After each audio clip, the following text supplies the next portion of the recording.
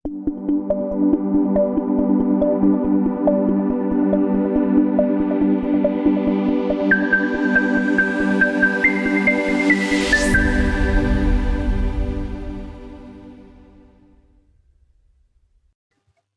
Hello students, आज के दौरान हम पढ़ेंगे सूर्यकांत त्रिपाठी सूर्यकांत त्रिपाठी निराला, बादल राग, अधिवास, तोड़ती पत्थर कविताओं की आलोचना और व्याख्या करेंगे इस वीडियो में हम लोग।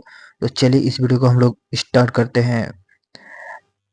सबसे पहले सूर्यकांत त्रिपाठी निराला की कविताओं की आलोचना और व्याख्या का परिचय हम लोग लेते हैं। सूर्यकांत त्रिपाठी जो हिंदी साहित्य के छायावादी युग का एक प्रमुख कवि थे, लेकिन उन्होंने छायावाद से आगे बढ़कर प्रगतिवाद, रहस्यवाद और सामाजिक यथार्थवाद को भी अपनी कविताओं में अभिव्यक्ति दी। वे नवीन विचारों, विद्रोही स्वर और समाज के प्रति जागरूक दृष्टिकोण के लिए जाने जाते हैं। उनकी कविताएं शोषित, पीड़ितों और मेहनतकश वर्ग के संघर्ष को प्रकट करती है। इस आलोचना और व्याख्या में हम उनकी 3 महत्वपूर्ण कविताओं बादल राग, अधिवास और तोड़ती पत्थर को विस्तार से समझने का प्रयास करेंगे। सबसे पहला कविता है बादल राग। इसमें प्रकृति और मनुष्य के संघर्ष का प्रतीक है ये। कविता की व्याख्या कुछ इस प्रकार है। बादल राग कविता में प्राकृतिक सौंदर्य और उनके भीतर छिपे संघर्ष का चित्रण किया गया है। यह कविता बादलों की गर्जना, आकाश की नीलिमा, वर्षा की बूंदों और पृथ्वी के हृदय स्पर्शी सौंदर्य को दर्शाती है। कुछ जो इसके मुख्य पंक्ति लिए गए हैं। घनघोर घटाएं घुमर घुमर नभ में गर्जन कर रही। कवि ने बादलों को उन्मत्त, चंचल और क्रोधपूर्ण रूप में चित्रित किया है। यह केवल एक प्राकृतिक दृश्य नहीं है, बल्कि यह मनुष्य के जीवन संघर्ष का भी प्रतीक है। जिस प्रकार बादल गरजते हैं और वर्षा से धरती को सराबोर कर देते हैं, उसी प्रकार मनुष्य भी अपने जीवन में संघर्षों से गुजरता है और अंततः विजय प्राप्त करता है। और आलोचना, इस कविता का आलोचना इस प्रकार किया गया है। निराला ने इस कविता में छायावादी कल्पना और प्रगतिवादी दृष्टिकोण का समावेश किया है। प्रकृति को जीवंत और प्रभावशाली प्रकृतिकों के रूप में प्रस्तुत किया गया है। यह कविता संघर्ष और विजय की भावना को प्रकट करती है। भाषा सजीव, लयबद्ध और प्रभावशाली है, जिससे कविता पाठकों के हृदय को छूती है। दूसरा कविता है अधिवास। ठीक है, आध्यात्मिकता और आत्म मंथन का स्वरूप है। कविता का व्याख्या इस प्रकार किया गया है।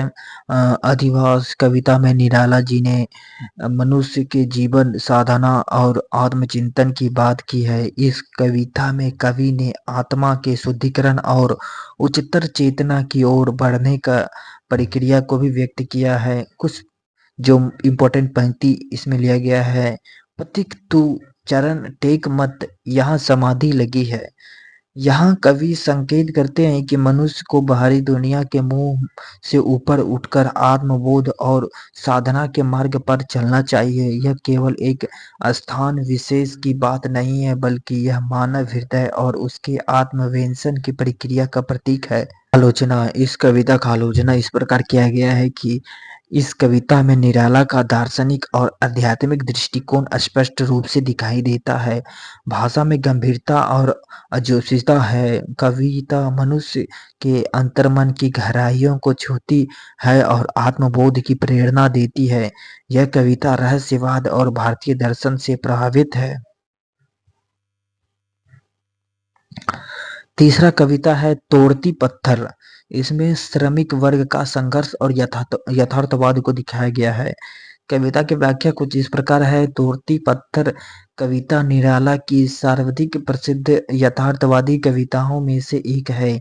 इसमें एक गरीब स्त्री की कठोर श्रमशीलता को दर्शाया गया है।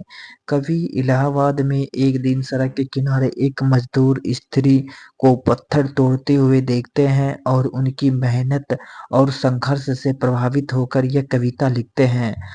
तोड़ती पत्थर देखा उसे मैंने इलाहाबाद के पथ पर। इस कविता में वह मजदूर स्त्री केवल एक इस व्यक्ति नहीं बल्कि पूरे श्रमिक वर्ग का प्रतीक है। उसकी मेहनत, संघर्ष और जीवन की कठिनाइयाँ समाज की वास्तविकता को दर्शाती है। मुख्य भाव, इस कविता का मुख्य भाव क्या है? नारी की संघर्षशीलता और श्रम का चित्रण है। शोषण और वर्ग भेद के प्रति कवि की संवेदनशीलता है। प्रगतिवाद और यथार्थवाद का प्रभाव है। स्त्री विमर्श का प्रतीक एक स्वतंत्र और आत्मनिर्भर नारी। और कविता की आलोचना इस प्रकार है। यह कविता निराला के प्रगतिवाद दृष्टिकोण को दर्शाती है। इसमें नारी की कर्मशीलता, सहनशीलता और श्रमशीलता को उकेरा गया है। भाषा सरल, सहज लेकिन प्रभावशाली है। यह कविता सामाजिक अन्याय और श्रमिक वर्ग के संघर्ष की सशक्त अभिव्यक्ति है। सामान्य निष्कर्ष कुछ इस प्रकार है। इस कविता का सामान्य निष्कर्ष, निराला की काव्य शैली की विशेषताएं। इसकी विशेषताएं, पहले विशेषताएं हैं छायावाद, प्रगतिवाद और यथार्थवाद का संगम है। और दूसरा है नवीन प्रतीकों और बिंबों का प्रयोग किया जाता है। तीसरा है समाज और मानव जीवन को गहरी समझ मिलती है इसकी कविता को पढ़ने के बाद। और नेक्स्ट है श्रमिक वर्ग, स्त्री और शोषित समाज के प्रति संवेदनशीलता दिखाया जाता है। भाषा अजोपूर्ण, लयबद्ध और प्रभावशाली होता है।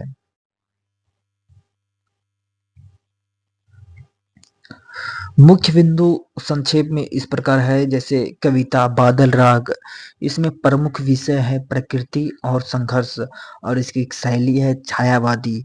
इसमें संदेश, कवि यह संदेश देना चाहते हैं कि संघर्ष से विजय प्राप्त होती है। दूसरा कविता है अधिवास, इसमें इसका जो प्रमुख विषय है आत्मचिंतन और साधना।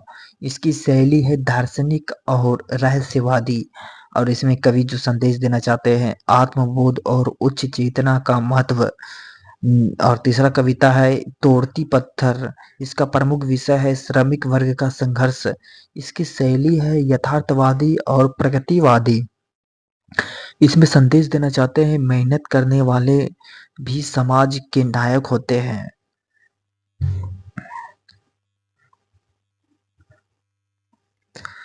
और लास्ट में समग्र निष्कर्ष यानी कि टोटल कंक्लूजन इस प्रकार है। निराला की ये कविताएं प्रकृति, समाज, श्रमिक वर्ग और मानव मन के संघर्षों को प्रभावशाली ढंग से प्रस्तुत करती है। वे छायावादी कल्पना से आगे बढ़कर यथार्थवाद और प्रगतिवाद की ओर झुके, जिससे उनकी कविताएं हर वर्ग के पाठकों को प्रभावित करती है। उसकी कविता केवल सौंदर्य का आनंद नहीं देती बल्कि समाज को जागरूक करने और परिवर्तन की प्रेरणा देने का कार्य करती है। इस प्रकार सूर्यकांत त्रिपाठी निराला की ये कविताएं हिंदी साहित्य में यथार्थ, दर्शन और सामाजिक चेतना का उत्कृष्ट उदाहरण देता है।